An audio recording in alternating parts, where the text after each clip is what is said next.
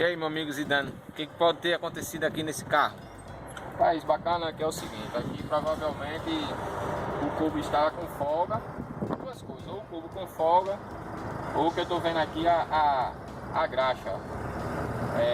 Já passou do tempo de lubrificação do rolamento e estourou aqui o rolamento. Aqui é a bacia do rolamento, certo?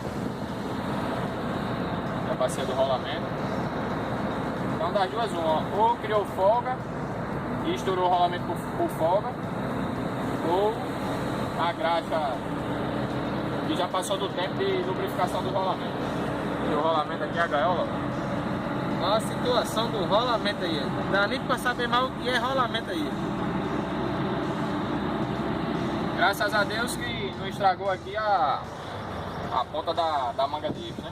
E que não aconteceu o pior, né? Que Podia ter caído uma roda. tem acontecido um acidente aí.